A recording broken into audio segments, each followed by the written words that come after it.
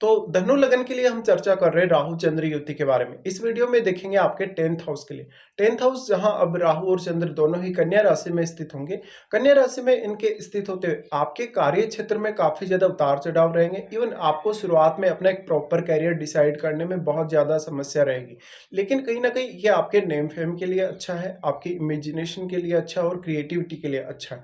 लेकिन यहाँ फिर सबसे बड़ा रोल आ जाता है एक तो राहु के साथ बैठे हुए ग्रह का और एक आपके डिस्पोजिटर।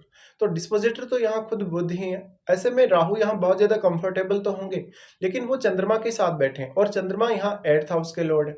8th हाउस के लॉर्ड होते हुए आपको शुरुआत में बहुत ही ज्यादा मेहनत करनी पड़ सकती है, या फिर ऐसा हो सकता है कि आपकी डोमेस्टिक लाइफ उतनी अच्छी नहीं रही हो शुरुआत से ही। इसकी वजह से डोमेस्टिक लाइफ की वजह से आपके कैरियर पर असर पड़ेगा, आपकी लर्निंग्स और आपकी एजुकेशन पर असर पड़ेगा। तो ये थोड़ा सा नेगेटिव भी कहा जा सकता है। अब जातक को कैरियर में बहुत ज्यादा स्टेबल होने के लिए उसकी अपेक्षाएं कम से कम हो, साथ ही साथ वो प्रैक्टिकल तरीके से काम करे अगर अपने कैरियर में, तो वो ज्यादा बेहतर कर पाएगा। हाँ, हालांकि यहाँ पे जो आपकी क्वालिटीज हैं, जो आपकी हॉबीज हैं, जो आपके इंटरेस्ट वगैरह हैं, वो काफी महत्व रखेंगे आपके लिए। चंद्रमा के यहाँ आने से आपको अच्छी इमेजिनेशन पावर मिलेगी। इमेजिनेशन की वजह से आप अपने कैरियर में प्रॉपरली डिसीजन ले सकते हैं, साथ ही साथ एक अच्छा कैरियर चुन के आप आगे बढ़ सकते हैं। लेकिन कैरियर से आपको डिससेटिस्फेक्शन बहुत ही ज्यादा रहेगा।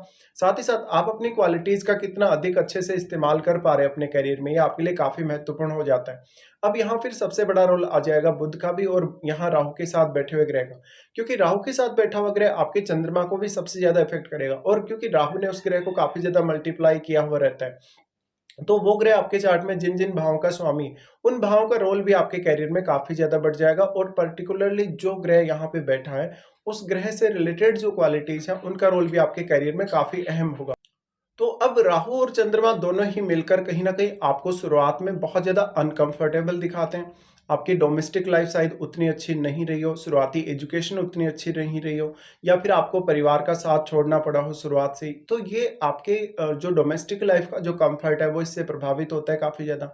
फिर आप अपने प्रोफेशन से बहुत ज्यादा अटैच्ड रहते हैं हमेशा ही, और एक्सपेक्टेशन आपकी लगातार बढ़ती ही जाती हैं।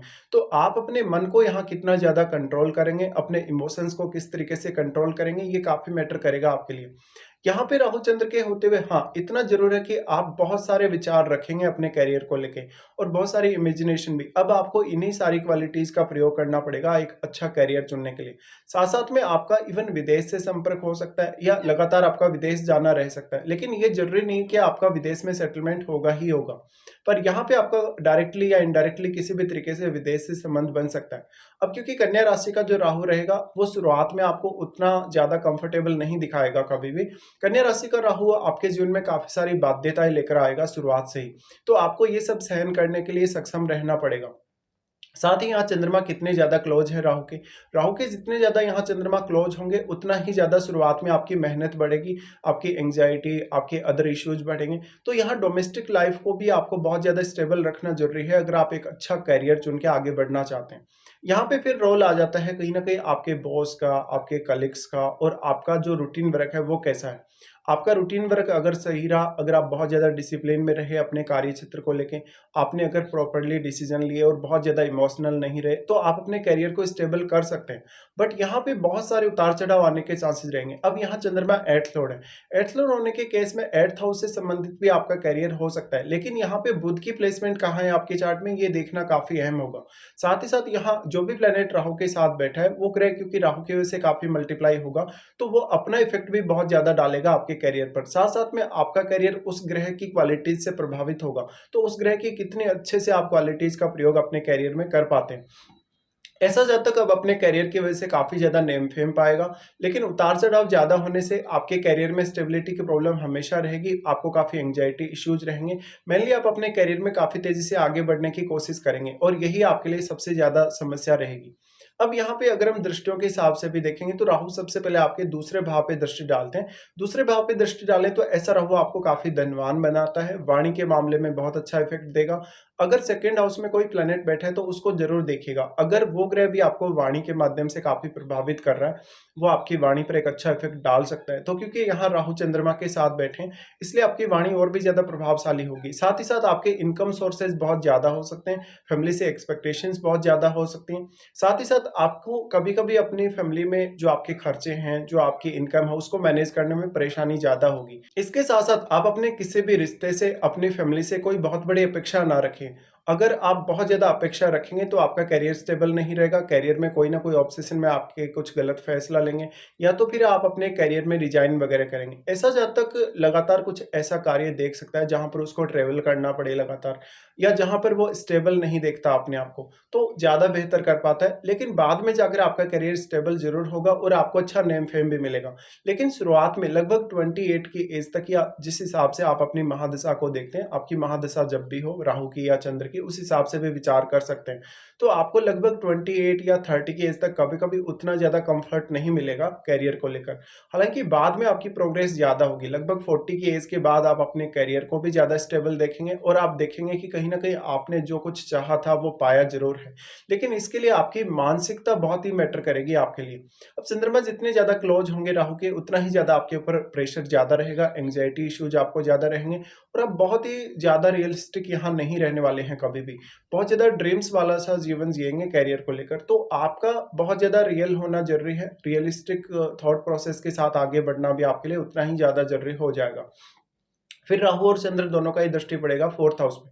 अब 4th हाउस वाला जो ये दृष्टि है वो बहुत ही ज़्यादा इम्पोर्टेंट है क्योंकि वो आपके लग्नेश के घर पे ही पड़ रहा है और ऑलरेडी 4th हाउस में केतु तो स्थित है ही, उनके साथ कोई अन्य प्लेनेट भी हो सकता है। इधर राहु और चंद्र के साथ भी कोई अन्य ग्रह हो सकता है, लेकिन जो अन्य ग्रह होगा उसका प्रभाव केतु पर और केतु के साथ बैठे हुए ग्रह पर काफ़ी स्ट्रांगली पड़ेगा क्योंकि राहु ने उस ग्रह को काफ़ी ज़्यादा मल्टीप्लाई किया। अब वो ग्रह यहाँ बहुत ज़्यादा पावरफुल हुआ है राहु के साथ रहने की वजह से। लेकिन वास्तव में वो ग्रह है किस प्रकार का, उसका बुध के साथ संबंध अच्छा है या नहीं और राहु के साथ भी उसका संबंध अच्छा है या नहीं, ये आपको ज़रूर देखना चाहिए। अब जो भी ग्रह होगा उसी प्रकार का वो प्रभाव डालेगा केतु पर और केतु के साथ बैठे हुए ग्रह पर।